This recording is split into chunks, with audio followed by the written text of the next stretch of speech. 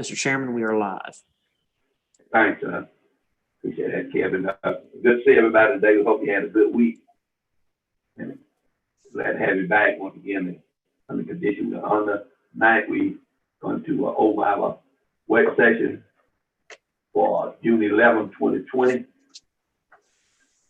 A few items to take care of here. I'm going to call the meeting to order at this time. Heavenly Father, we thank you for once again allowing us to not just deemed that you're conducting that we pray that you guide us, that you make sound decisions, and that it's in favor of what is best for the people of this county. Pray. Amen. All right, this time we're going to go to old business, which is potential land development, which is Grace United Methodist Church. And they've been to us before. We consider proposed development of a religious organization church trailer, which is located at intersection of Lyman Road and Sweetwater Road. Parker ID 125 007. That's like Amanda Hatch. Is that correct? Is the associate pastor, like he is, in the project, Thomas Pop. He's the chairman of the administrative board. They're going to join us in the discussion at this time. We're going to open up. Kevin, you comment on the question? No, Mr. Chairman, we have two gentlemen here who are going to join us. I will be sharing my screen, showing some of the items that they will be discussing as we go through it. And I think we can hand it over to them at this point. Okay, Mr. Prosper, you want to go start? Are you going to do this discussion on it? Can you hear me? Can you hear me? Yeah. You want me to talk? I'm having a hard time understanding you. Okay, you go ahead and tell us your proposal here. I think we discussed this before. All right, everyone can hear me, right? We can hear you. Okay.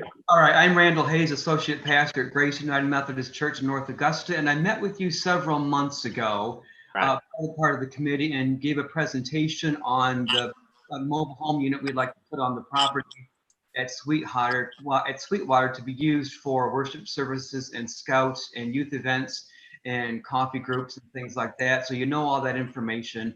And a week ago or 2 weeks ago or so, Tom Proctor, who was on the screen here also, gave a presentation to you as well. And I showed you pictures and he showed you pictures.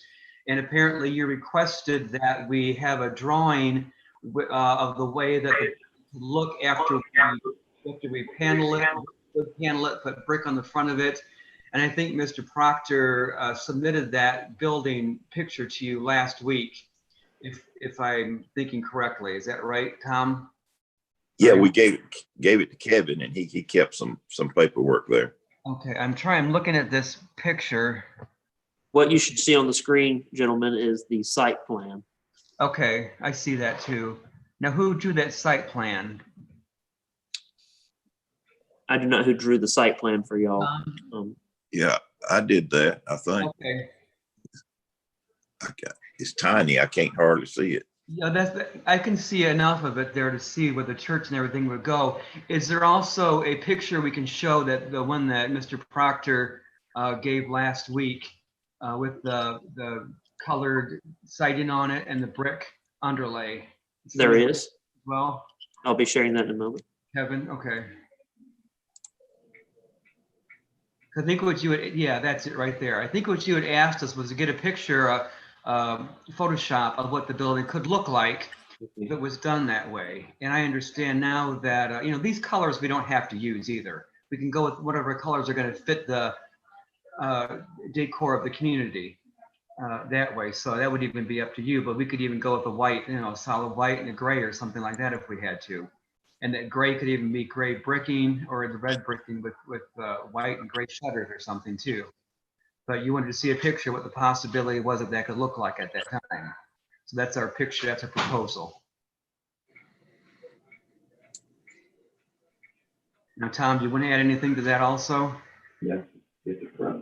No, it just shows how far the building is going to be. I think it's over 400 feet back from Sweetwater Road. And we moved it back into the trees a little bit. We moved it from Randall Road over about 100 feet facing the church about 100 feet to the left and back about 50 feet. And everybody's happy with that. When I had presented this a couple of months ago, it was kind of downplayed for aesthetic reasons. So we were encouraged last time to make this Photoshop here. Also, we want, as if you can go back, Kevin, go back to the picture of the site plan. We can show you what that would look like with the deck also. I think Tom did a bird's eye view site I plan. have a question about the deck. Are you planning on putting a top over the deck? Is it going to Yes. be like a covered porch with columns coming down? I do want to put a top on the deck, yes. And what I'm thinking is put even a peaked roof, a flat underneath, but doing like a peaked roof so it has a little bit more of an impression of the church rather than just a deck. Yeah, I think something like that would be much better than just an open deck. I think an open deck wouldn't really enhance the aesthetic, but I believe a nice covered porch with some nice, white columns or something dropping down would really help the aesthetics of this thing. Right, we're willing to do whatever we need to do. That any suggestions you would have aesthetically for this, so it would kind of fit in with the aesthetics of the whole, neighborhood project and all that, with the housing development coming in and such. So, and someone even mentioned fencing, and we could put in some fencing as well to kind of match the fencing that's in the properties surrounding the Sweetwater property there. Is that going to be hardy board siding or is that going to be vinyl siding? We're thinking about the hardy board and that brick wall in front of the church there to start with. We're going to move it out in front of the deck, because if it's in front of the building, it'd be hid by the deck. So we'd move that brick wall out in front of the deck instead of in front of the building there. Okay. That sounds better. That makes it look more, I think, appropriate as Brett was discussing. And you talked about the roof. Would the peaked roof go over the entire trailer and go to the back deck also? Is that what you're? No, I'm thinking about the front there. I'm thinking 12 by 48. The peak could probably go over as far as it would need to go to the top of the current trailer. Okay. That's what I'm thinking, to connect that way. That back one would not be covered.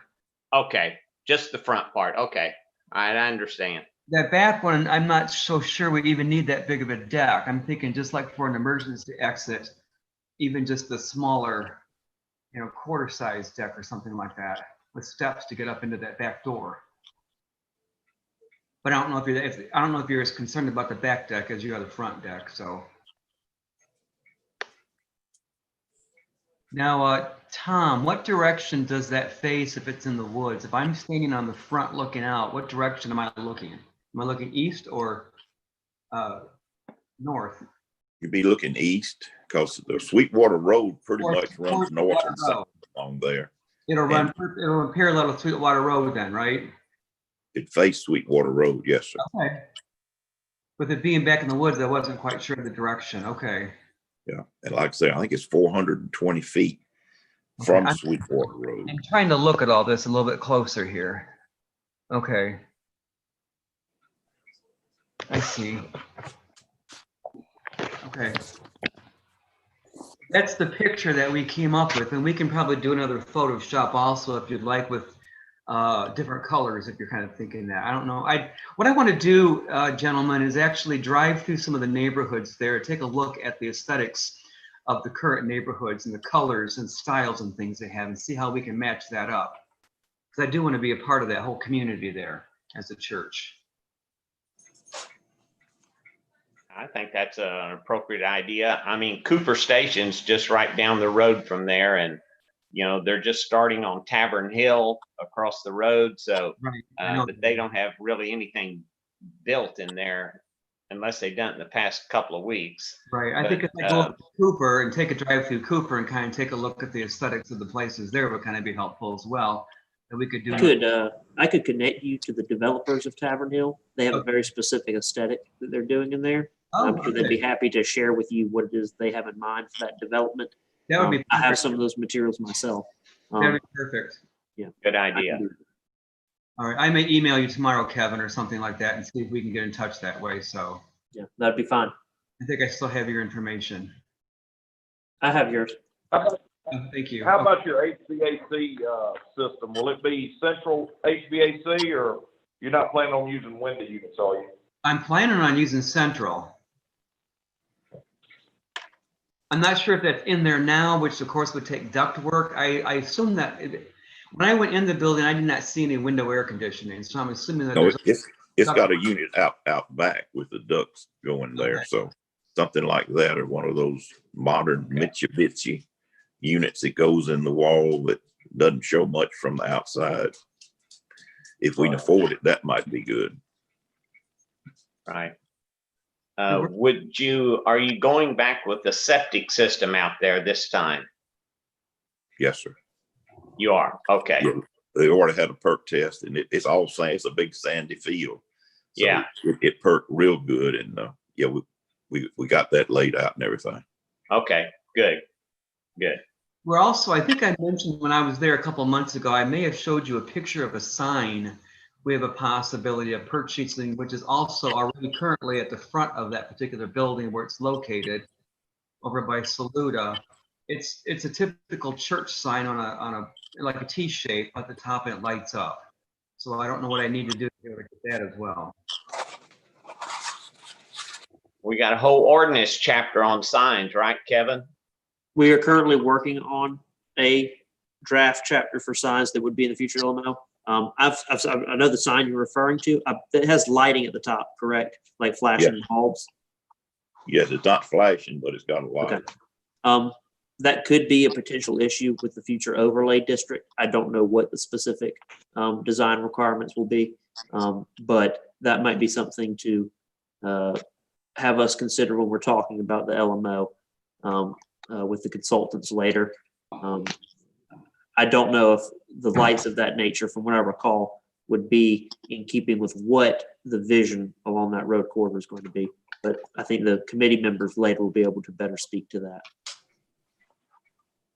Okay, well, we'll continue to pursue that then. Right now, we really want to kind of get approval for the building, but anything else you can help us to do to prepare for the meeting coming up, whenever that may be, would be helpful. Well, I'll, if I may, Mr. Chairman, pose a question to the commissioners. Is there anything about this building or site design that you have concerns about that you would like to see addressed when they apply? I would like to see the plan for the porch in a little bit more detail. Okay. See the roof and the columns. I think Yeah. see that, maybe tighten up the colors a little bit, kind of pick your final color scheme. Okay. And then just show us what type of HVAC unit. I think it'd be important for me just to ensure that we're not going to be approving something that's going to have window units or something hanging out of it. I know you've got intentions of going central or one of these Mitsubishi units. I'd just like to see what your final decision is. Okay, I will drive through that community and talk to this person from the development across the street and see if I can try to do some matching up of a deck or porch kind of thing also, and see if we can draw something for you. The only common additional one that I would have is that when we revise this, get the site plan that looks like it's a little bit more engineering with the distances from Sweetwater Road and from Randall Road that are shown on it, I think would be appropriate. And then if they're not on there as to where the septic tank and the drain field would go, I have no problem with that, just out of the public may be interested in that. Okay. That all those numbers are on that drawing I Okay. gave Randall. You just can't see Okay. it online, but all that from this road and that road and the Okay. septic tank all on there. Mr. I Proctor, printed it out at one time, but I don't have it in front of me right now. So, and I couldn't quite read the numbers just a minute ago. But if it's on there, then that's kind of what I would be looking for. Mr. Proctor, Yes, I sir. recall that you had spoken about working with a landscape architect on this Yes, sir. project. I and maybe, spoke with him, and he wanted a little bit more detail on the site plan as well, before he could do that, and then also a picture of the final Photoshop. So once I get that finished, he's willing to go ahead and do some landscape work with that as well. Okay. I've got no problem with, they seem that they're making progress and they meet the specs and the requirements that come from the office here. I think everything should be okay. I didn't understand what you said. I repeat, I have no problem. I see that you are making progress and you meet the requirements and you stay in touch with the building department and meet the requirements they have. I don't think we have a problem with it. Okay. All right. Thank you. And Kevin, whenever the next regular meeting is, if you put us down on that and let us know when that's going to be, and if that's going to be in person or on the Zoom thing here. That meeting will be July 9th. I suspect and I'm optimistic and hopeful that it will be in person. I hope we can do it in person, right? And thank you for doing this way by now, by the way. I appreciate that. Absolutely. And what I will need in order to attend that meeting is all the application requirements by the 18th of this month. We can discuss that tomorrow in finer detail. Okay. All right. I'll be available tomorrow morning if you want to talk or however you want to do that. Commissioners, did y'all have any more questions on this matter for these gentlemen? No more questions, comments? If not, we'll move on to our new business. Thank you so much, gentlemen. All right. Thank you. Thank you. Thank you, Kevin. Appreciate your help. Thank you for joining us. Okay.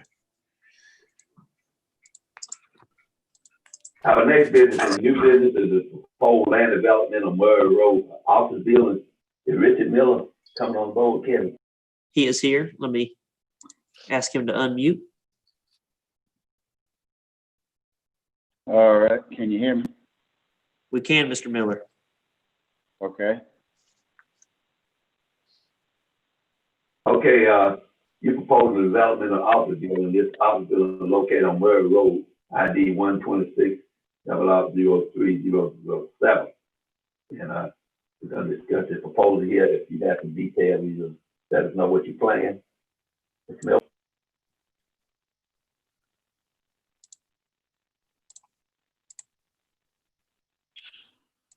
Mr. Miller, are you available? Yeah, I'm here. Mr. Miller, why don't you walk them a little bit through what you have in mind, what your ideas and what you're looking to do. Okay, as of right now, excuse me, I don't have a tenant, but what I want to do is go ahead and put the metal part of the building up, which will be 50 by 100, and then we'll do like wainscoting on the front of it, and then the inside, this is just kind of tentative. I have been talking to one person. They hadn't signed a lease, but they have a copy of business. They are out on Highway 25 right near Walmart, but they need more warehouse space, and that's what I have drawn. I got it drawn up for this one particular guy, but like I say, he hadn't signed the lease yet, but he does have a copy of business, and he would be on the left side, and then the right side I would be looking for another tenant.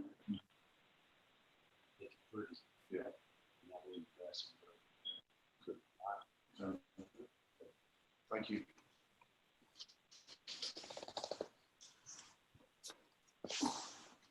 Commissioners, you should see on your screen currently the building layout, and now I'm switching it over to the site plan.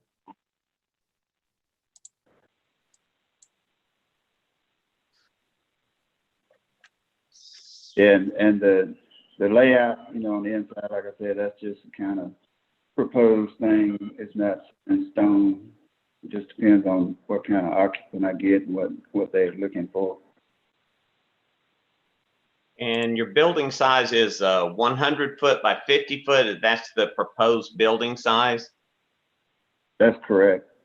Okay, yeah, I think on the original plan there, I think you made it just a little longer, I guess, than what was originally put there. Yeah, I actually had submitted two different ones. I think that was the one that was just up there was the first one, but I had another one drawn. Do you have it, Kevin? I have the physical second one? copy. I have the physical copy. I do not have the digital. So this is the first copy. The only thing that's changed is that number for the building. Yeah, it would just be longer toward the back. That's correct. Same width. Now, my understanding is that if when I looked on the GIS map, there's about almost 5 acres there. Is that correct? Do you plan to develop it also? Well, it depends on how this goes. If I got it divided up into this 2 acre lot, and then the other one's almost 3 acres. So it's just kind of see how it goes. You know, if it goes over and it fills up and I have more demand, yeah, I may put another one there.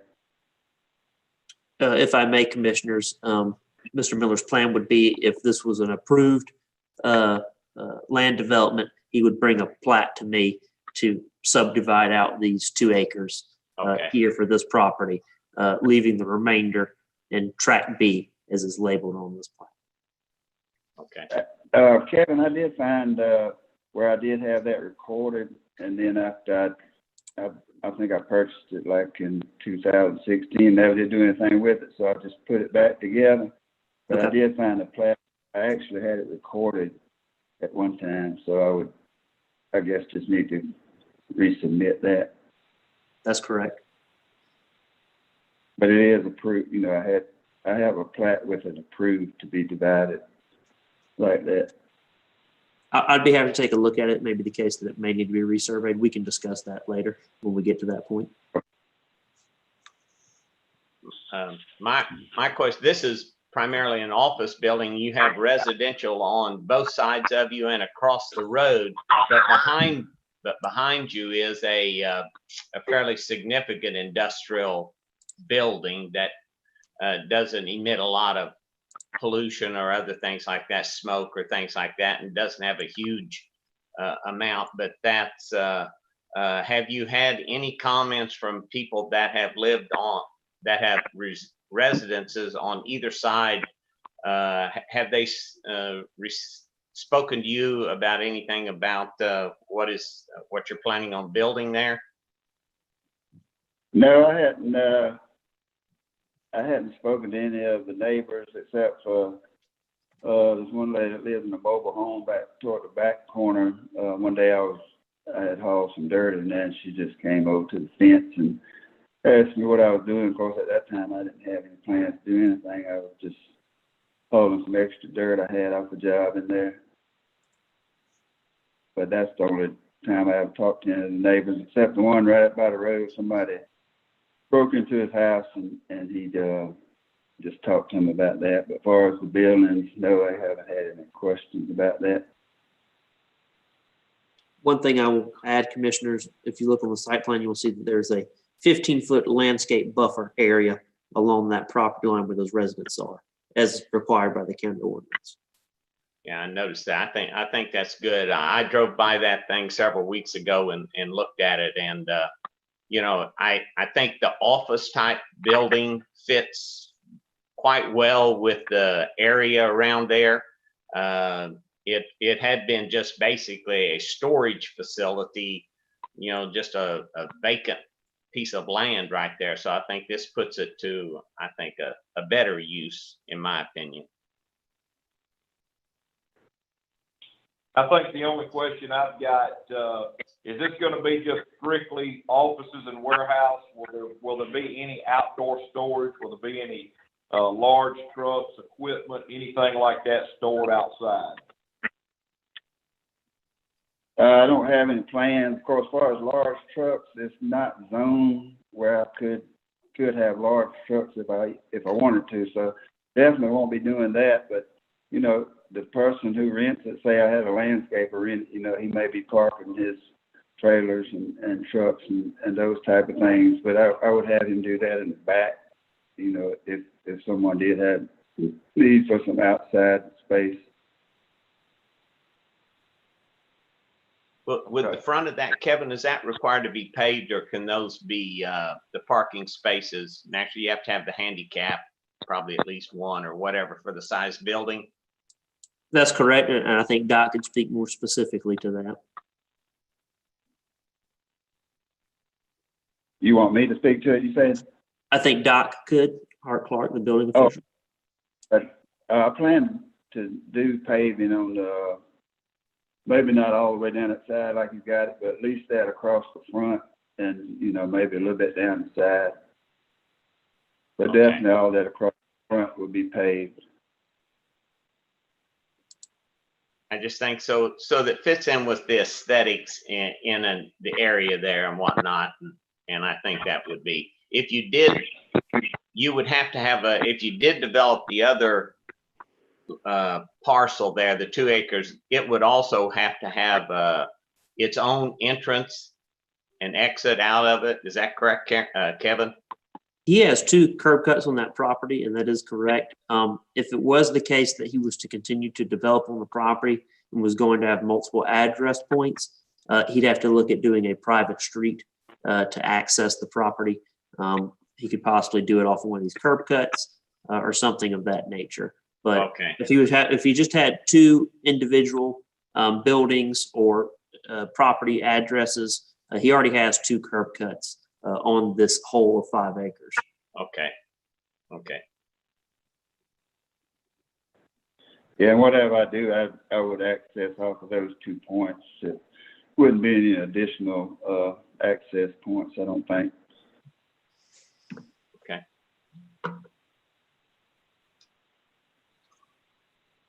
Any more comments from the other commission? I don't have any further comments. I think I'm fine. I like, this is James. Can you hear me? We can hear you. Yes, sir. Okay, Go ahead, we can hear you. so the warehouse spaces will be rented out, or how did that work? Yes, it would all be rented out. Like this copier company I'm talking to, the place he has now, he has several offices like I have drawn on that paper. And then behind it is a warehouse space that he uses for, to store the copiers that he uses for parts and miscellaneous things like that. But it's all, you know, inside that same building. Okay, And I'm gonna have 2 roll-up doors but they're gonna be on the back, so they won't be seen from the street. right, okay. You have, also have a shop area then? What's the purpose of that? No, I don't have any thing as far as a shop. It'd just be storage and office. Maybe I'm looking at it wrong. I can barely see it. What the small offices are, and just before you get to the large warehouse, is that shop? It's here next to these. It's labeled as storage, and then next to it, it does say shop. Actually, I have that redrawn after I changed it to 100-foot, and that large warehouse is turned where it goes straight to the back, and that door is on the back side, not on the side of the building in the same way with the one on the right. Okay. Both of those continue all the way to the back with the divider in the middle with the 2 doors on the back. I apologize for changing up like that. Okay. I'm just curious to have shop next to office, be an office rental place. Right, I understand. I don't plan on it renting to anybody like a mechanic shop or anything like that. It would be like businesses that would, you know, have offices and, you know, like this copier person I'm talking about, or maybe a landscaper or somebody like that. Okay, thank you. All right.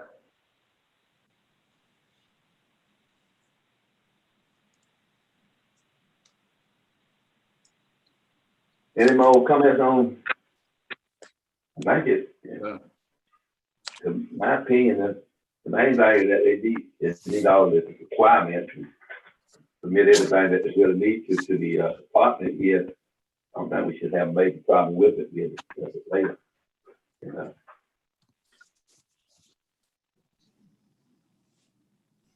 I'm sorry, I'm having trouble understanding Mr. Burt. He's breaking up. I think he was primarily speaking to the commissioners. They're Oh, just- okay. Yeah.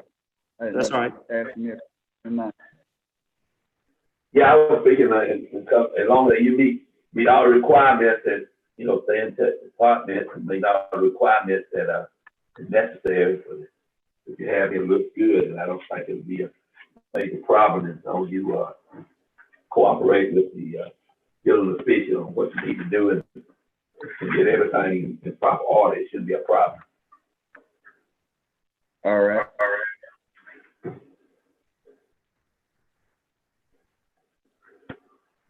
So.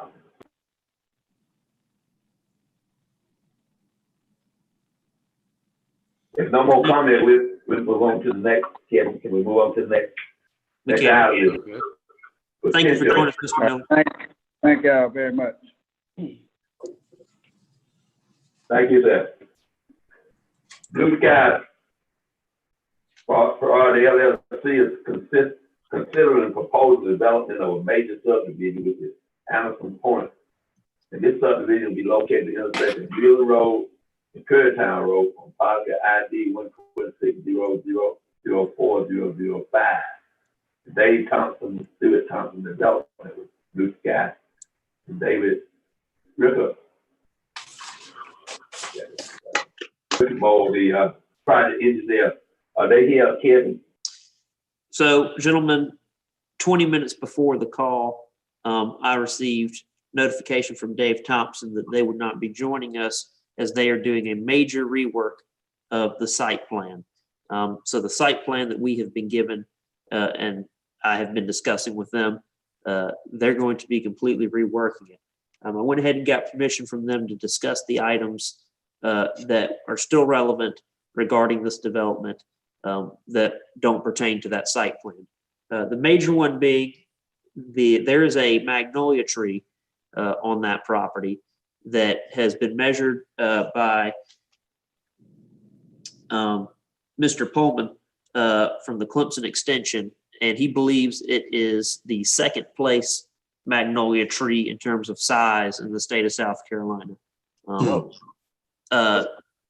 Some of you may be familiar with some of the natural preservation in the state, and typically when they have trees of a species, they like to try and preserve the number one in terms of size and the number two, never knowing when the number one might die.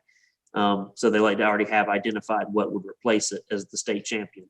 These trees compete also on a national level for the national champion tree of each species. The developers have no interest in disturbing the tree or removing it or anything of that nature.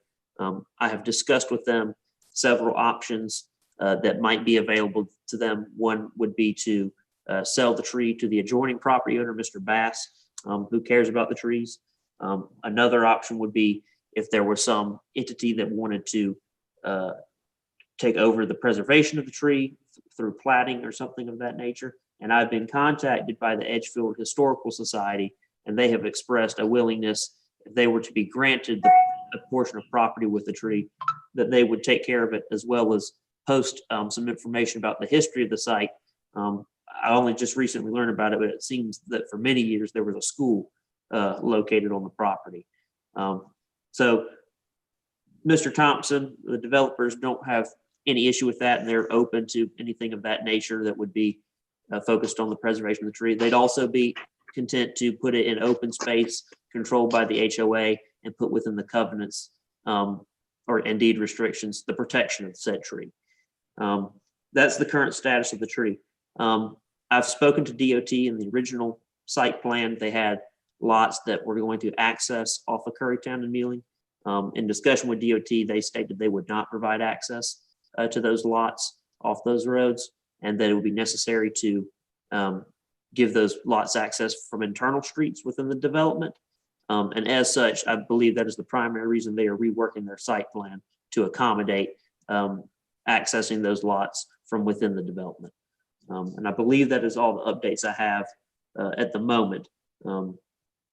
I think that they're delaying their schedule about a month, and we will likely be discussing the new updated site plan with them next month at the July 9th meeting, and then potentially looking at an application for the August 13th meeting. Kevin, I'm glad to hear that they're doing something. We're seeing a little bit more interest in that site, because I've had several people speak to me about that particular location, which is a somewhat dangerous intersection at Currytown and Mealing and our Murrow Road there. I think that we need to know where they are going to have. They'll have one access to either Mealing Road or Currytown, one or the other. Is that probably correct? What their current site plan shows is one ingress egress point on Mealing Road. I do not know what their new site plan will show. Okay. I would suspect from what I've had in my discussion with Dave moments ago before this meeting, was that it would probably stay in that location, and it would be changing of the infrastructure and the site plan in terms of how the roads are oriented. I can't really guess as to what exactly it will be. We'll have to wait to see the new site plan. Right. I think the biggest concern from neighbors that I have talked to out here is the density that they may be looking at within that 45 acres or so, give or take some. You know, are we talking maybe 100 units? Are we talking, I don't know. The number I recall from the original site plan was 84 units. It may have been 80. It was either 89 or 84. Okay, so that's quite a few cars coming in and out of there in that intersection anyway. So I think that is going to be the biggest concern. And I know there will probably be people in the local area that will speak up in regards once they see a site plan. But that's just part of the process we go through. So.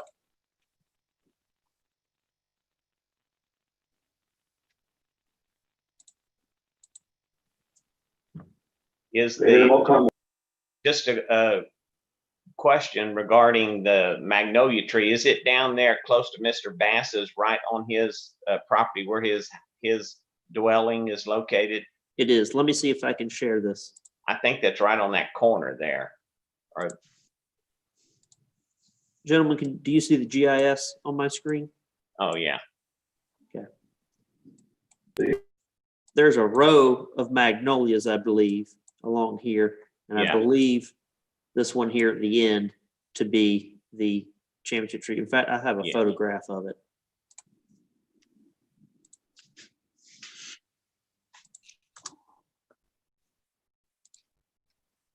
All right, let's see here.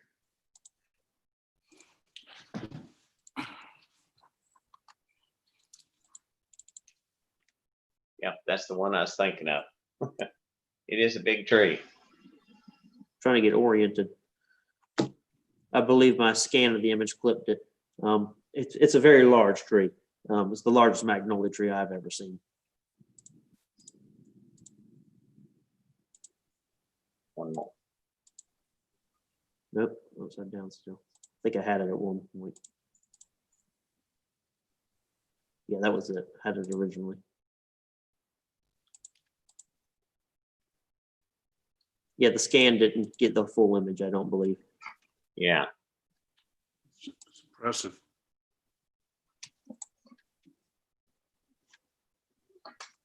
And the tree has not been confirmed to be the second largest. I'm waiting to hear back from Clemson Extension regarding that. But based on the measurements that were taken, they suspect it will be. It's big. And even if it's not, it seems like there's a lot of interest. I've received more calls about the tree than anything else with this development. Right. So it seems there's a lot of interest in preserving it.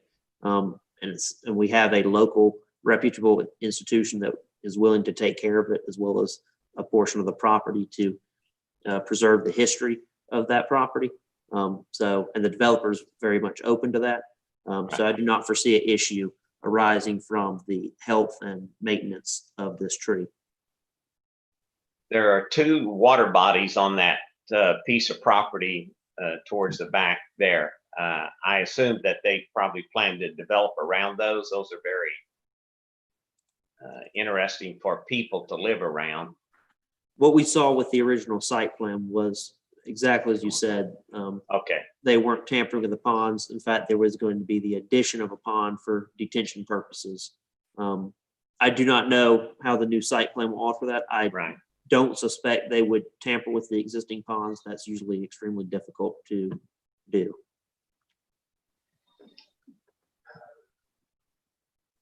Okay. I don't have any. If we don't have any further, we'll move on to our next item, which is a potential major subdivision called Peach Block. JSMG Development is considering proposed development of a major subdivision Peach Block. It will be located on Edgefield Road on Parker, 174-0000063, and development. Is he here with us? Here. Yes, sir. Sir, if you would explain to us what you have in the outline on it, please. Say that one more time. It's hard to hear. He asked for you to explain what you're looking to do. So the 18.65 acres located at this parcel, Kevin has some information. Looking at doing 30 houses, single family homes on the development there. There is a total of 20. If you look on the right hand side of your screen there's a pine buffer that runs down. It connects to this property. It's adjacent to 2 pieces, but we've decided to initiate the process to start on the first 18 acres in the front with the potential to start complete it in the back. If I may, commissioners, I sent you a letter that was penned by Will Williams regarding the industrial park. This tree buffer here is on a piece of property that is in between this property and the industrial park. In that letter, he strongly noted that this property is identified in the land use map of the comp plan as heavy industry, and believes that it would be detrimental to site residences here. I've discussed this with Mr. Thigpen. He's aware of it. And if it's the case that it doesn't work, he's willing to look elsewhere. I will say from my perspective, the comprehensive plan is quite clear on what the future land use of this property should be, and that is industry. So I just want to make sure I noted that for your consideration. I have a question. Can you hear me? Yes, sir. Kevin, perhaps you're on top of this. If I looked at Mr. Williams' letter, it said that he thought having residential property within a mile of the industrial park was a distraction or a negative for candidate industry. What my understanding is from Mr. Williams is that when a industry is looking at industrial parks to site in, one of the first things they're going to do is do a proximity analysis to nearby residences. The reason for this being is that residents and industry are typically not well-suited neighbors. What he seems to state here is that when they see that there are residences within a mile or less than a mile of the industrial park, rather than doing further research or information into it, they are likely just going to push that aside and consider other locations to site their industry. Well, I think there's some logic problems in this letter. I mean, what are people supposed to do with land that's within a mile? I understand the industry can go where it wants to go, but it seems to be. In the comprehensive plan, in the comprehensive plan, this was identified as heavy industry, and some of the other surrounding properties identified as light industry. Typically, the uses that you see permitted on those types of areas are going to be either agricultural in nature or industrial in nature. So it would, in this instance, be the case that many of these property owners do not really have an opportunity per the comprehensive plan land use map to see residential as a potential use for their property. Obviously, you have pre-existing, which is grandfathered in. Okay, this may not be the venue or the time, but it does bear some discussion, I think. So Thank you. they do bring up multiple points, and I do agree. You know, some homeowners may not enjoy being around the industry area. I did read through the comprehensive plan. There were some very valid points, and I do know that it's in an area that is zoned the way that it's zoned. But also based upon that information, it stated, I believe it was in 7.4, that you need labor forces, you need marketing, you need affordable housing. You know, I'm providing homes that are $150,000, brand new, 10-year warranties on them. Bang, you're right there at work, you're ready to go. And plus, we know, I mean, we're all on the same page here. Edgefield County is going to bring in a green industry, so all the smells and nastiness is going to go away. I'm also proposing to do a landscape buffer on the property. So kind of, we're all familiar with buffers, correct? All the different types of them. That's correct. And I spoke with Mr. Derek Vanover. I don't know if you're familiar with him, landscape architect. He's willing to join in on the project as well to assist through the process of designing something to buffer the subdivision from that industrial site. Also with agricultural use, I have spoke to the largest peach farmers in the area and got their recommendations on, said, hey, listen, you know, you've got farms that are here, here, and here. This property is going for this much. And they're telling me that the value of for them to bring in any kind of agriculture on that piece of property, there's no way they'll pay that kind of money. They're asking, obviously, you've seen in the contract that we sent over there, more than the $3,000 an acre price that they're asking for. So with that being said, it's kind of why I decided to move forward and say, look, well, it's not going to go agricultural. And the owners that are there now aren't really looking to go industrial on that side. So I'm willing to work however we need to work together. But I do know that with industry and the labor force that's needed to come, most would like new affordable housing, and I believe I can provide that as well.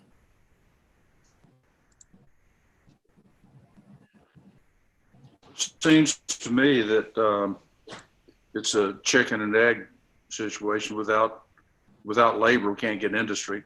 Without industry, there's nothing to pull people in, and you have to break the deadlock at some point. And as near as I can tell, we haven't had any new industry in that park for 10 or 12 years. And I just wonder if we need to think about this as a way to make it more attractive. I like the argument of bringing in labor force. So let me throw this out there. And again, I'm either way that this goes, I'm completely satisfied. I appreciate your input there.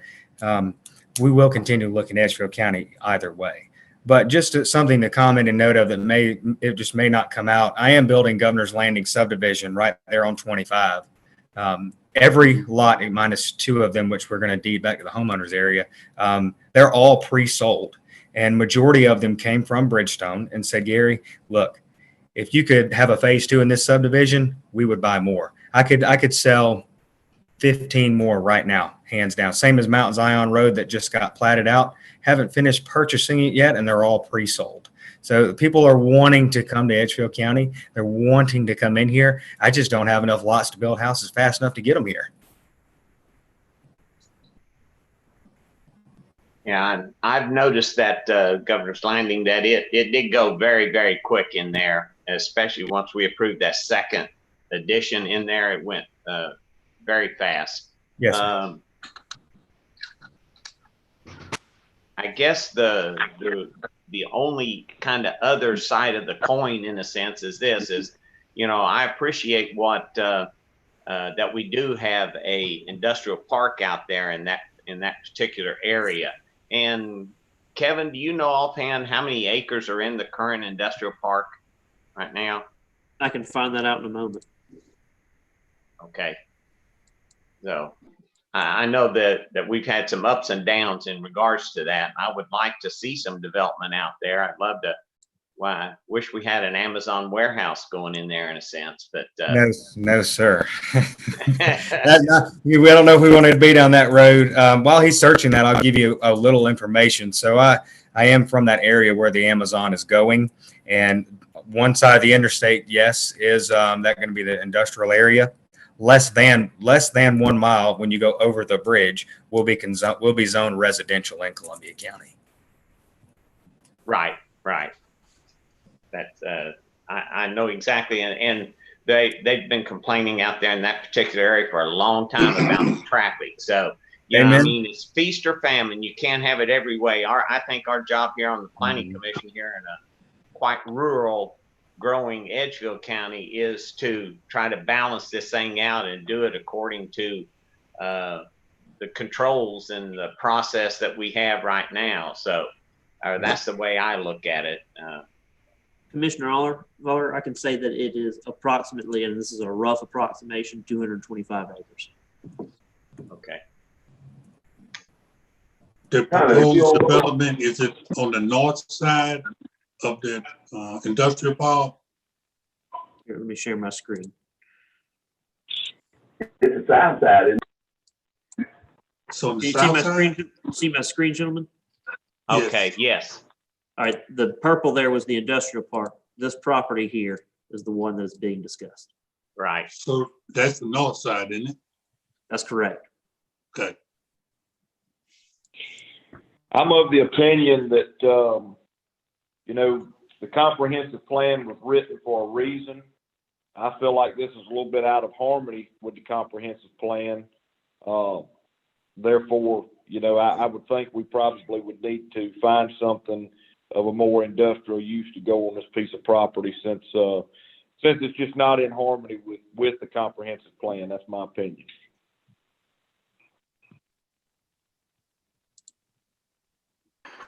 It's kind of on yeah.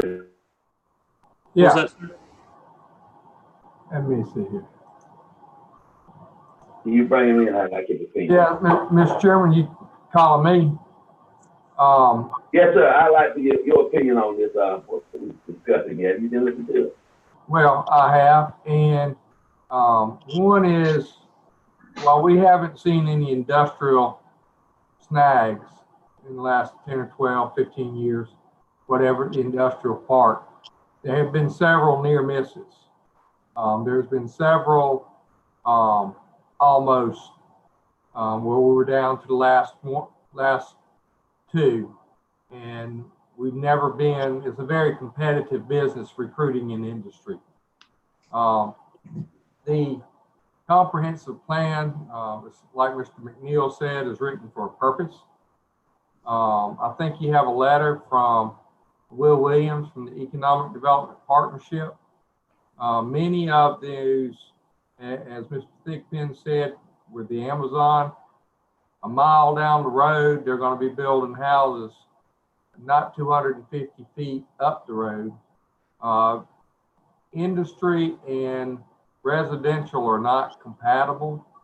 They actually have a state law they passed, I believe it was last term, where they had pending because residential had moved in beside industrial and then was complaining about the industrial noise and operations and stuff and violating the nuisance, and they actually passed a law that would grandfather them in so that if there was an existing industry there, and residential located next to them, they couldn't call them a nuisance.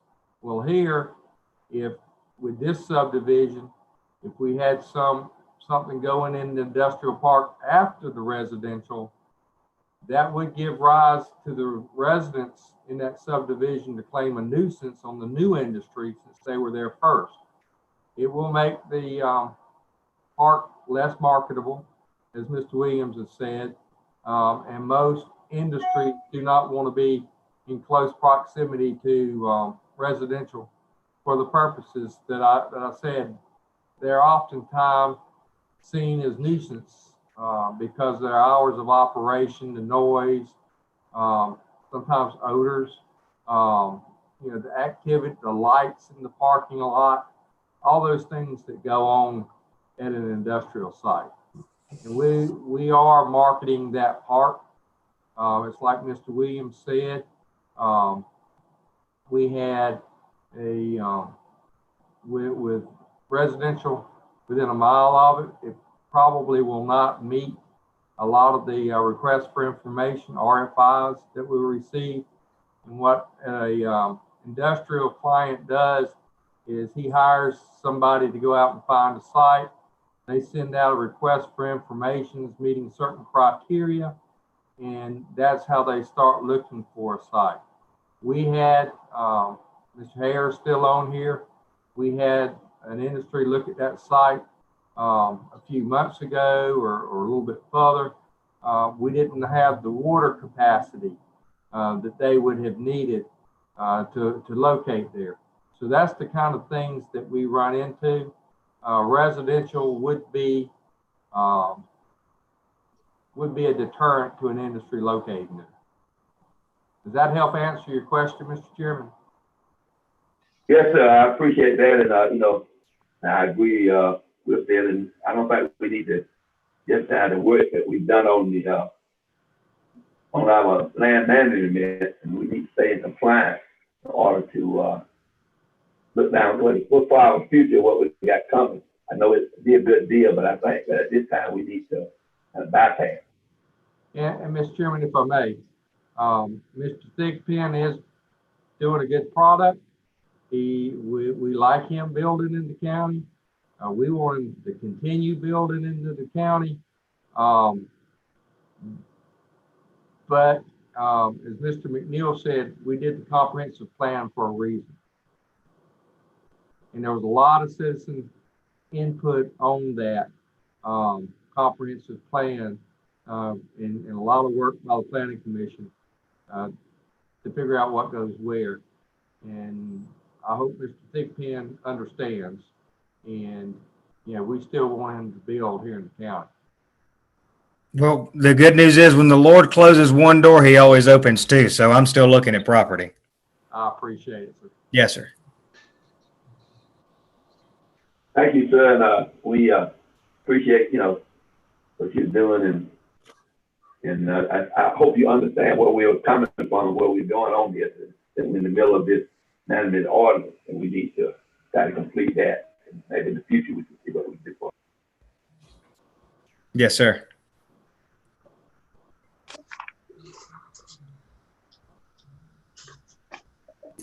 Kevin, that's all I have.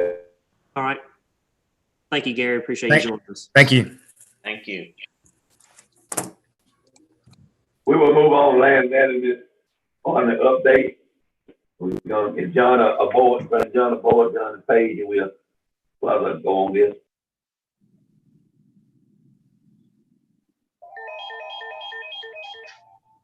Call from data track receive. Call from data track receive. Call from Can you mute him, please? I can, yes, I will try. There's John. Yeah, I'm here. I'm unmuted, I believe. Yeah, John, I hear you. Can you hear me, John? Yes, sir. I'm ready to start. Good. I'm glad to have you on board here. And, we're going to turn it over to you, and you're going to update us on the draft chapters tonight on what you have. Yes, we're progressing very well in terms of putting chapters together. Paige has been very industrious in writing up chapters for me to try to slash and burn and then send on to Kevin. But it is a process that is a very cooperative process. We've had a lot of good discussions with Kevin and Doc, and we have a lot of information that we're still working on. I'm going to go ahead and I'll do it from chapter by chapter basis. Can I share my screen now, Kevin?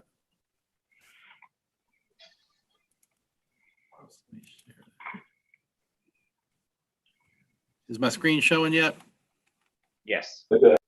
I can see it. All right. Chapter, and we are presenting these with comments on the right-hand side. Anyone that is reviewing the Word versions should feel free to go ahead and insert comments. As we try to resolve them, we'll go ahead and show that they've been resolved. Chapter 3, not a lot of change there. We have been discussing whether or not the flood hazard protection overlay is required. I know that Kevin and Doc received some input from a couple of the resources, including the not only water and sewer, but also from the land conservation groups. We actually have a discussion tomorrow regarding some pieces mainly on Chapter 5, but that would also affect us whether or not we include the flood hazard protection overlay. So we're trying to resolve that scenario. If we do need it, we've got it set up. If we do not need it, then we can delete that zoning category and eliminate it. We've been talking about some of the regulations regarding size. Kevin, Doc, Paige, and I have agreed on some numbers here. We'd like you to take a look as you review these. I'll try to mark them in yellow or highlight them or bold them somehow to give you the opportunity to say and think about whether or not these dimensional parcel sizes, depths are appropriate. Rather than discussing it specifically tonight, if you have questions, feel free to interrupt. We also have put together a little stronger version of the plan unit development. But even more importantly, I also wanted to show that we created a separate district, the custom residential development zoning district. This works in a lot of ways similar to a PUD. However, the state requirements for a PUD require you to consider non-residential. And what we were tasked with was, can we identify a district that allows a mix of residential but does not require the addition of non-residential? If you've had a chance to look at this, it is very similar to a PUD. The primary difference is that you do not have to include non-residential as part of this. We'll work on some spelling and some other input that we have here. We are talking about impervious surface ratio, some of the other specifics. All of this information is still subject to change as needed as we do our reviews. We are looking at some additional defining text as needed for the overlay districts. The overlay districts are probably the most difficult for us to address because they do have a specific design element as part of that. We have come up with some draft language. We've tasked Kevin and Doc to go back in and take a look at what that language should include in terms of the specifics regarding design. Hopefully, as part of this process continues, we will be able to be much more specific because you have to have the specificity in the elements here for these overlay districts. I'm going to just roll through this. There's several spaces for inserts as part of this. We've talked about this chapter before, but I wanted to just go back over it very quickly because it is the heart of identifying what your zoning categories are for the special development districts. Anybody have any comment on chapter 3? If not, I'll move on to chapter 4. Let me open that up. All right, open that. These are restrictions on particular uses. As part of this chapter, we've put elements together that identify for specific types of uses countywide, no matter what zoning district they're in, there are specific requirements as part of that. I'm going to use bed and breakfast sort of as a start point here. The requirements that apply in each zoning district for these types of facilities is that they serve no regularly scheduled meal other than breakfast. Example that we may have a question for is, do we use breakfast as a terminology or do we identify a specific time period? Either one of those options can be applied, but I like the more specific element of saying that you cannot serve regular meals other than 6 a.m. or 5 a.m., whatever that happens to be, to noon or 1 p.m., whatever. The best part of that is somebody can say, well, breakfast can be served at 8 o'clock in the evening, for example. So that's why you have to be specific when you address these questions. It allows one illuminated sign not to exceed 6 square feet. It must be occupied as a residence by the owner. We attempt to try to maintain the interior architectural integrity and arrangement of the structure. We want to provide off-street parking for 1 space per guest room, plus two spaces for the resident innkeeper and their maintenance staff. Additional requirements specifically for the GSC district. That's the general commercial district. In addition, that the following shall apply only to the bed and breakfast inns in the GSC zoning district. It will only be allowed in a residential structure that's architecturally, historically, or culturally significant and built prior to 1950. Sufficient off-street parking space shall be available on site to accommodate private gatherings where proposed by the applicant. And they are required to meet the current requirements of ANSI 117, which covers handicap parking. That we're using that terminology primarily because that may change at the national level. We'll go back to the one just above it, though, that it's only allowed in a residential structure if it's built prior to 1950, only if it's within this zoning district. In other zoning districts, you may be allowed to actually build a new facility. At least that's our interpretation, as long as the resident lives there as well. This is the example. Then we've got, you can see some of the other terms we've got here. Manufactured homes is important, has a very long list of specific requirements within the within a manufactured home facilities. Manufactured home parks also have a considerable amount. These come from the manufactured housing category, the separate district. I can't remember off the top of my head which district it came out of, but a lot of these specific requirements are now into this chapter 4. Multifamily housing doesn't have nearly as many requirements, mainly because you do have limits. We did decide currently that we're looking at a minimum of 1 acre for multifamily housing development. We did debate that could be more than that, but we decided to go ahead with 1 acre at this current time as a minimum size. We do have a sexually oriented business section that is under review by the county attorney. I put a draft together. I've given that to Kevin. But we need to go ahead and review that at the county by the county attorney. I'll be forwarding that information to Tommy to then forward to the attorney. This is one of 2 areas where we think that there's been so many changes, and then we believe that the county attorney should weigh in on what terminologies and what we specifically say regarding sexually oriented business. You can see some more solid waste landfills. Wireless telecommunications towers is another one where we have draft text that's being submitted to the county attorney to review to ensure that this meets the appropriate legal analysis even before we actually have text for consideration for your decision. The section 4.4 covers restrictions on accessory uses and structures.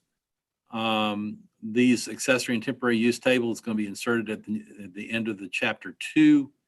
That will be a table similar to the principal uses table that you've seen. There will be a accessory and temporary use table that would be followed that. We haven't gotten to that point yet. We are working on things.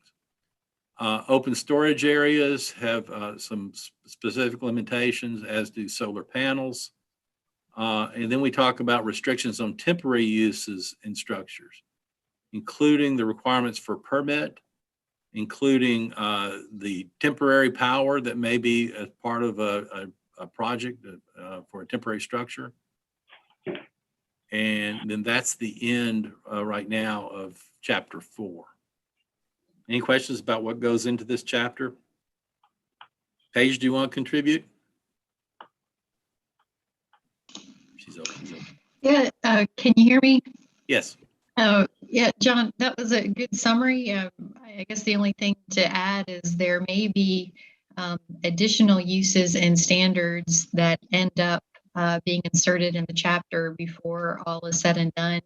If there are uses that are identified as needing additional standards to minimize potential negative impacts with abutting uses, then we can consider standards for inclusion. So this primarily reflects existing standards that are currently applied to principal or main buildings, accessory buildings and structures, and then temporary buildings and structures, as you've already summarized. We'll put chapter 5 up. Just very briefly. This chapter we've had for a little bit, but this is the chapter we're reviewing with the environmental people to ensure that it is current.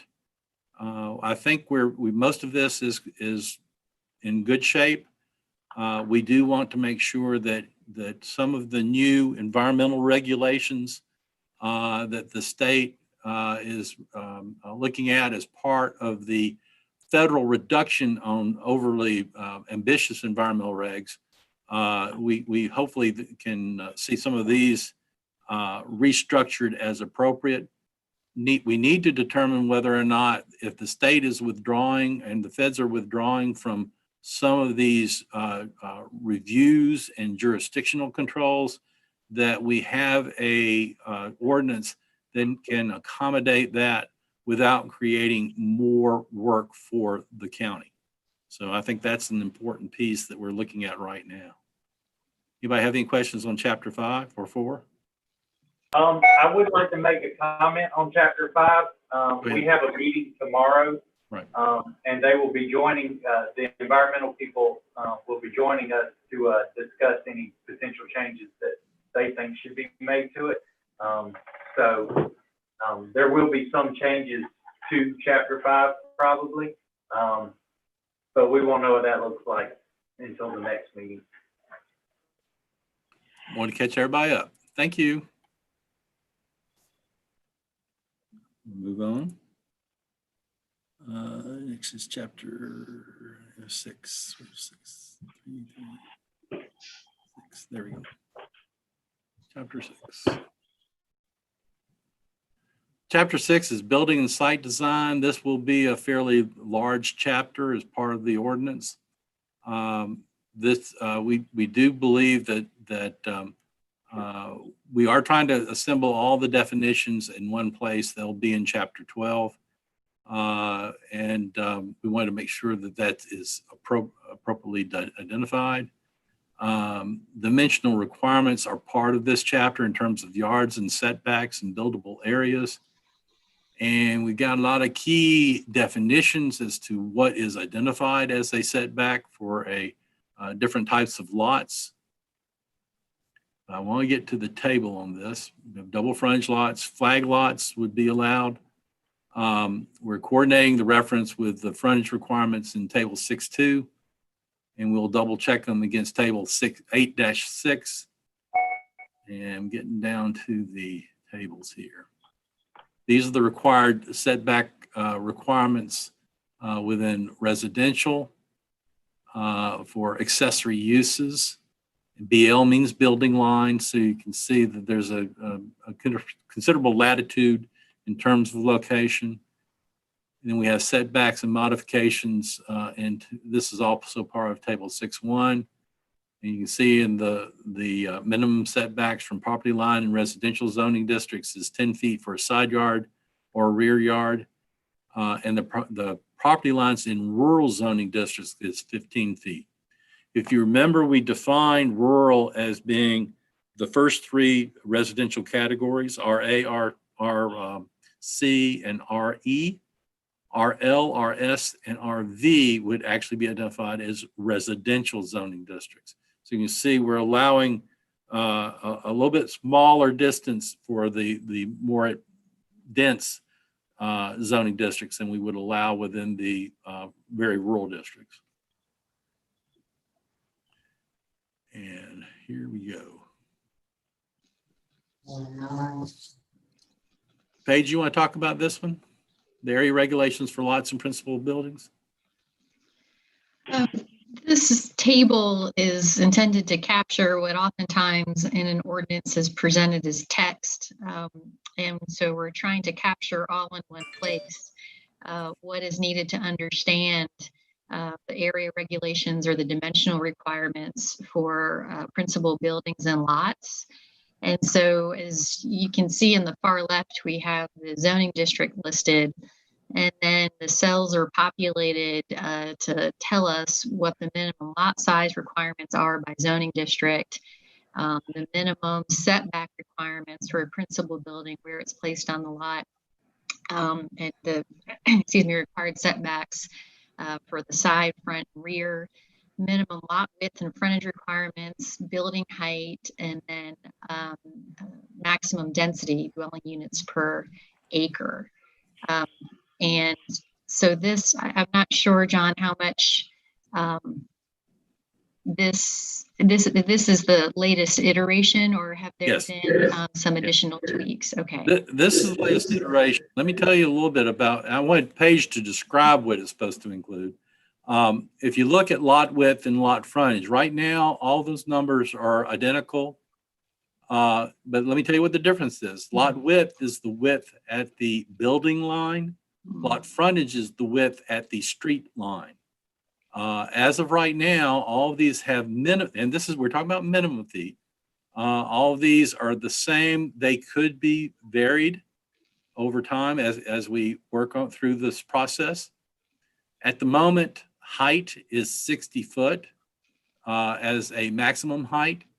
That is habitable space. That does not include steeples. It does not include towers. It is specifically currently the habitable space that we've identified.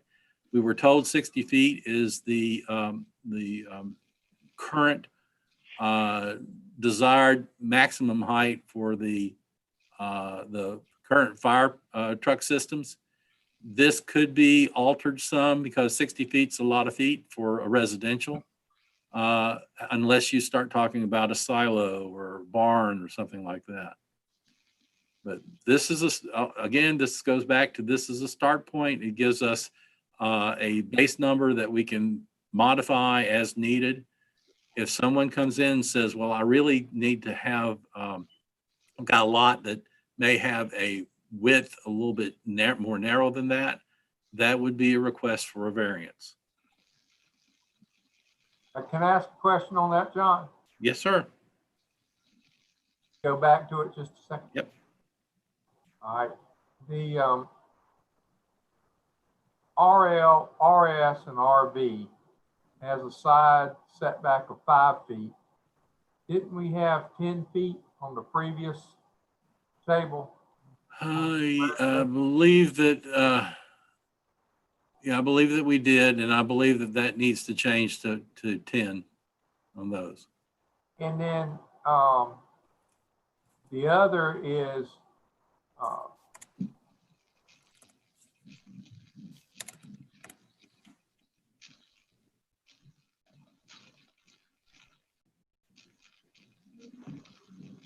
the RV and the RS, especially the residential village, the minimum lot width is 80 feet. Could you do attached housing with 80? Yeah, you could do attached housing, much smaller lot width. How would we handle that if we had that in a townhouse type scenario? If you remember under the previous chapters, I think it's chapter 4, we did identify that for patio homes, that can be a much smaller number. So that's a change from what this shows. Paige, you want to help me there?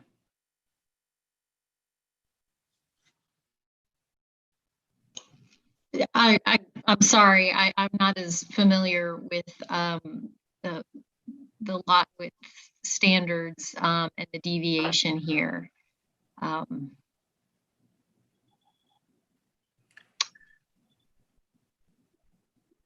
And I think the first three, the RA, the RC, and the RE are primarily rural areas. The Yes. RL, if we had a subdivision in that zoning district, those would have to be on an acre lot. That would be the preference, yes. And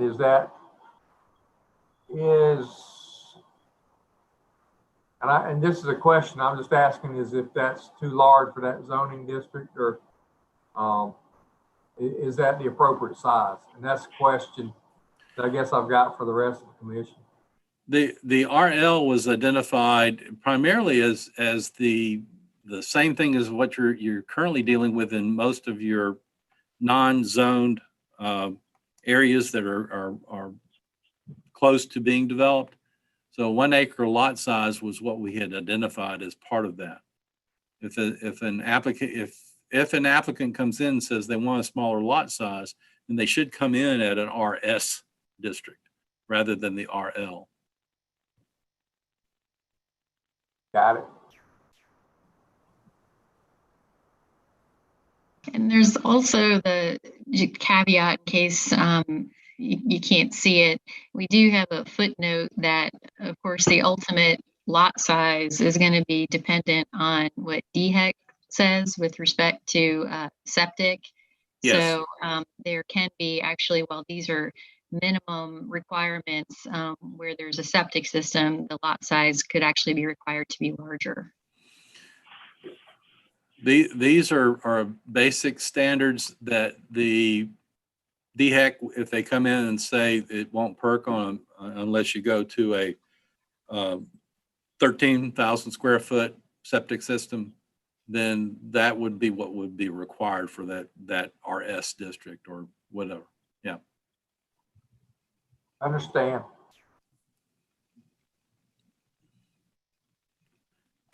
This footnote's sort of small right here, but it's at the very bottom of the page. Let me bring it up a little bit.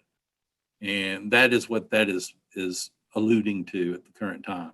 We'll make sure that as we start going through this and polishing the document, there will be a lot of specific things that need to be spelled out. All right, we'll move on. Zoning buffers, landscaping, screening requirements are identified here. And zoning buffers, the minimum buffer requirements are dependent upon what the existing use and the proposed abutting use. Existing use is what's next door. The proposed abutting use is what is you're proposing. And you can see that right now there are no buffers between office or multifamily or commercial when they're adjacent to agricultural. However, for commercial, there still is a 5-foot buffer for non-effluent, and this is something that still needs to be worked out between non-effluent producing industry and effluent producing industry, is that there are much stronger buffer requirements if there's a effluent producing industry that is being proposed. You'll also see that we put in parentheses below, non-effluent is LIM district, effluent producing is GIM district. However, there may be significant numbers of GIM use zoning which don't produce effluent. So they could actually be repurposed back to the LIM. And John, the way I'm Yes. looking at this, if I'm correct, all of the uses on the left, Yes. would require a buffer between that use and the street in front. Right. This probably needs to say existing adjacent use. Does that make a little bit better sense to you, Tommy? I understand. I followed what you had. I just Okay. wanted to make sure that everybody realized that that was going to put a front buffer in there. Right. A little bit different. Moving down. But for planning requirements, these are very similar to existing requirements. I'll just roll by this because we got a lot to talk about. And this one is the interior lot landscaping requirements in terms of percent of lot. Off-street parking, because this is the one that's long. All right. When we start talking about what the minimum off-street parking space requirements are, they're based on the NAICS codes. And right now, this table follows the principal uses table from Chapter 2. This table probably will eventually be reoriented to follow the NAICS code numerically to make it easier to do the lookup. But I want to let you know that's the way it's currently organized. And you can see that parking spaces, we've identified rural and we've identified residential, and then we've identified commercial and we've identified industrial. So for the rural types of residential uses, you are primarily looking at parking spaces per dwelling unit. Also for the residential, you're looking for parking spaces per dwelling unit. There's a star right here in the word after parking spaces, because if there are accessory uses, then you need to add spaces for the accessory use. For example, if someone has a taxidermy shop on their property, and that's a separate building, then they need to have parking for the taxidermy shop in addition to the parking they have for residential. The easiest way to do this is the way we looked at it, is that if there is a NAICS code for taxidermy shops, and you're talking about an accessory use on a residential property where residential is the primary use, you would use the taxidermy shop's requirements in terms of parking space per 1,000 square feet. That's how we've structured it.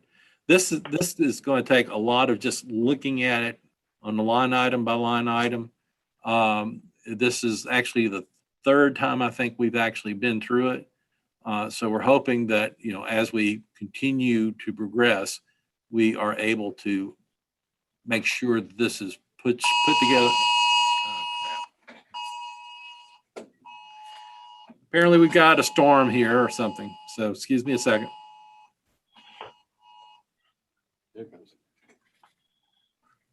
I will have a question when you come back. Pardon my French. All right. John, can I ask a question here? Yes, sir. All right. Whenever I look at this chart, it looks like it's by zoning district across the top. Yes. So if I'm in a residential district, it's by dwelling units. And is there some verbiage somewhere that, so you have a taxidermy shop at your home that says that kicks in and it doesn't apply by the zoning district, but by the use? There is some verbiage at the bottom of the document in the footnotes. It probably needs to be made much stronger and probably needs to be included as you start, before you look at this table. And I think we'll probably talk about that and move some of that language right in here to make sure that people, when they go to the table, because it is a very long table, it's about 16, 17, 18 pages or more. So yeah, I think there needs to be verbiage. The other question that I had is like residential village that would allow some commercial use in there that's independent and wouldn't have a dwelling unit at all. Is that addressed somewhere?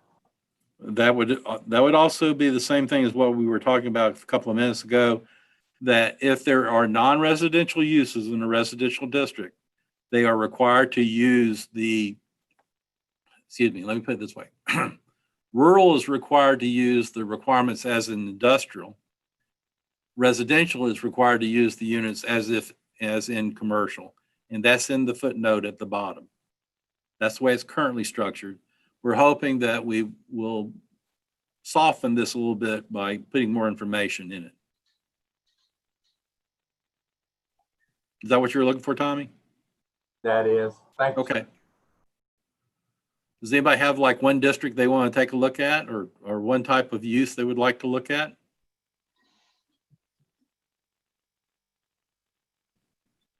Go through.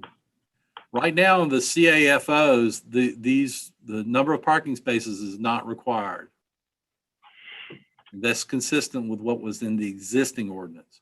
That could be changed to the discretion of the people who are reviewing this and making that determination. Okay, I'm going to slip on down. John and Mr. Chairman, I just want to point out the time. We're a few minutes after 6. We should probably try and wrap it up around by 6:10. Thank you, Kevin, because this was the most difficult table to go through. All right. I'm going to go ahead and quickly go back through the rest. General parking design.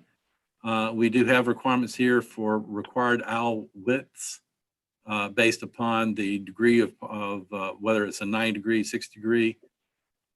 We'll let you guys go ahead and look through that. The conservation subdivision design, this is a draft.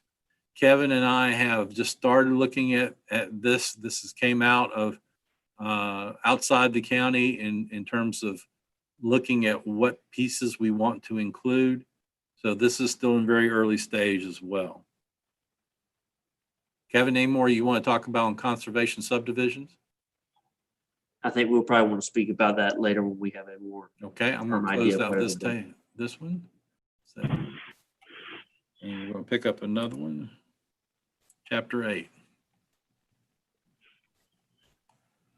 These are the project design and construction standards.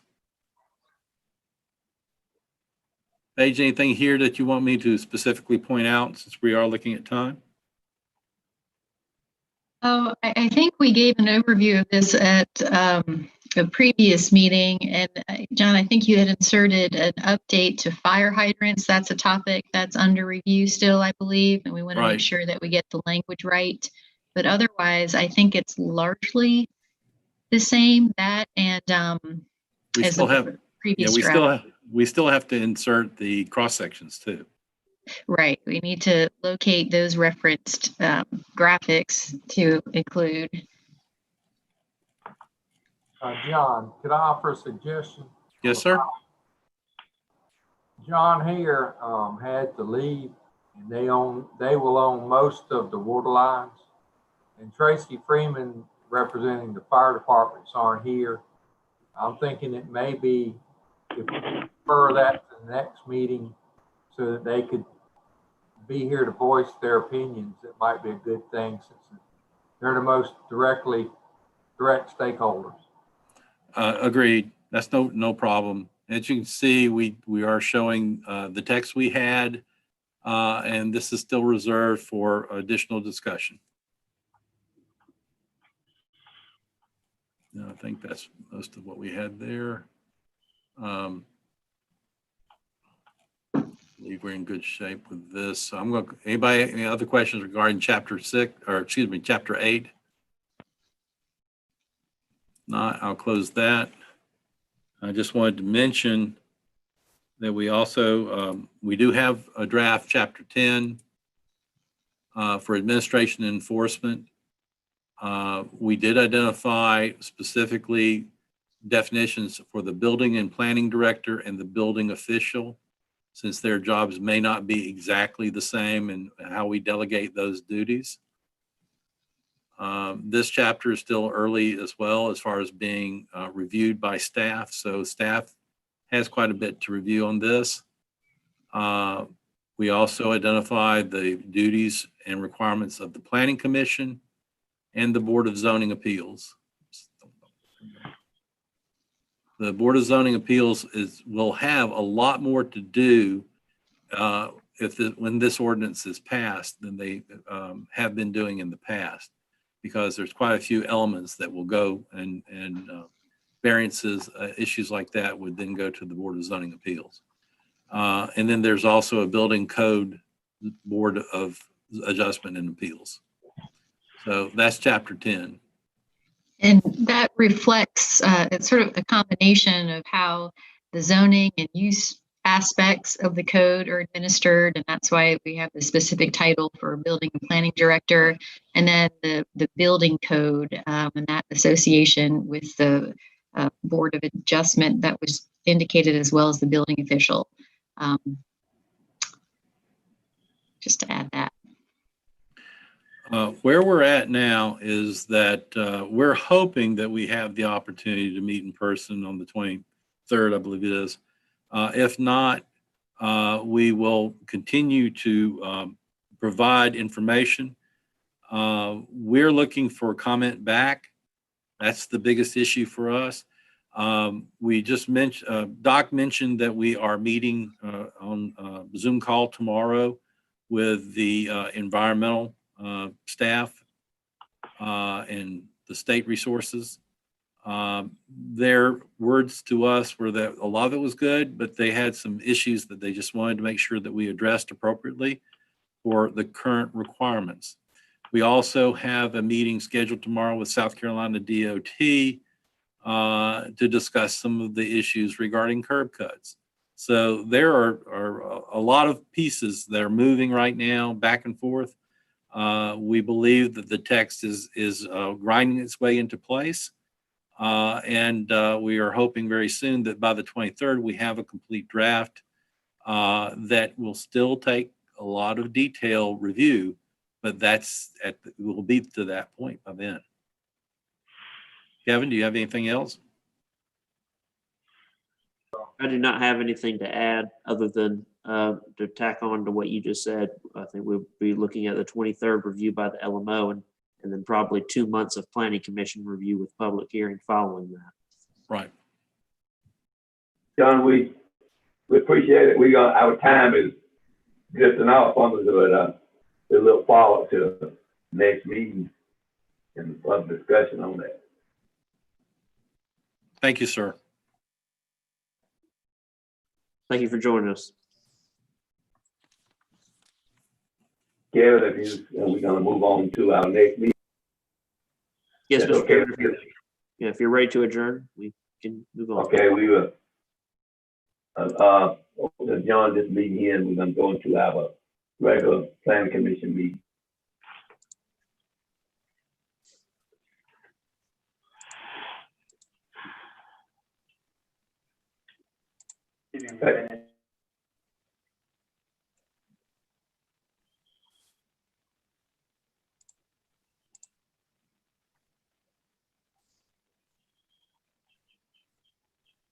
Mr. Chairman, I believe you have everyone here if you want to go ahead and call it to order.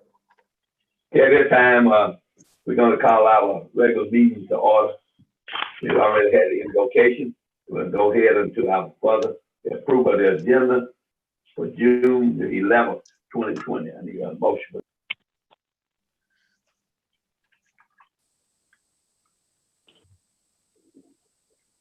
Can I get a motion for approval of the agenda for tonight? I make that motion. Mr. Chairman, I'll make a motion to approve this agenda.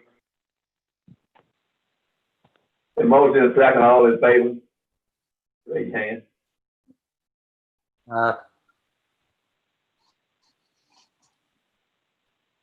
We need approval of the minutes for May the 14th work session meeting. Can I get that? So move. Second. Second. Motion is second, all in favor, raise your right hand. I was absent from the meeting, so I'll abstain from voting on that one. Okay, that's good, no problem. Now we need approval of the minutes of last week, which was May 14th. Get a motion. Make a motion to approve the meetings of the May 14th meeting. Get a second.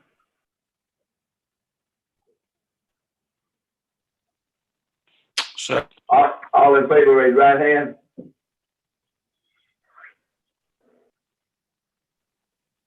Okay, that's approved. Now we're down to, we have a public hearing. Proposed land development of Murray Road office building. Do we have any public comments, Kevin? Mr. Chairman, we did not receive any public comments regarding the proposed land development of the Murray Road office building.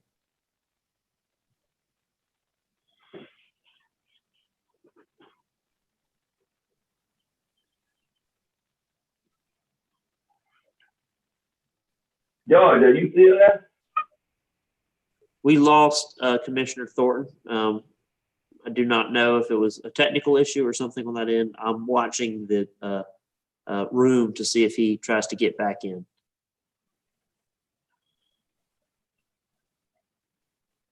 At this time, then, we're going to close the public hearing. We're going to new business. Our new business, we had a proposed land development of Murray Road office building. And Richard Miller has talked to us on that, and I don't know what he still with us or not. He's not here, so we're going to go into further discussion on that proposal.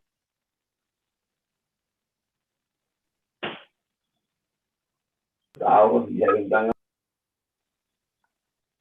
I do not have any additional comments or anything other than what is in the memorandum is I think we would change that to it's 100 feet by 50 feet is what have been proposed. So make that change. I think the other things that we had talked about is in compliance, and I think we answered a number of questions there from Mr. Miller during the early part of the section.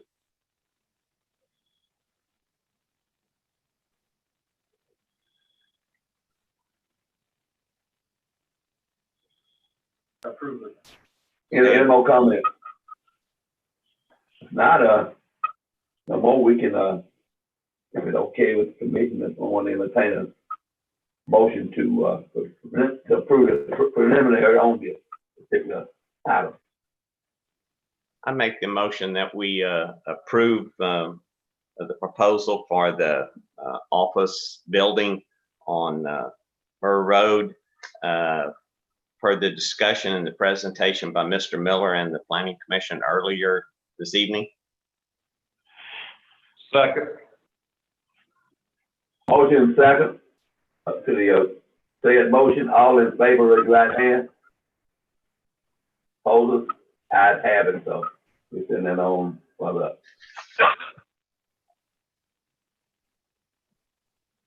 If nothing further, we need a motion for adjournment, and I appreciate all of you coming on this evening tonight. I'll make a motion to adjourn. Second. Motion second that we adjourn, all in favor, raise your right hand. Appreciate it, Kevin, you did a good job on this, thanks a lot. Thank you. Appreciate it, gentlemen. Thanks, everybody. Good day.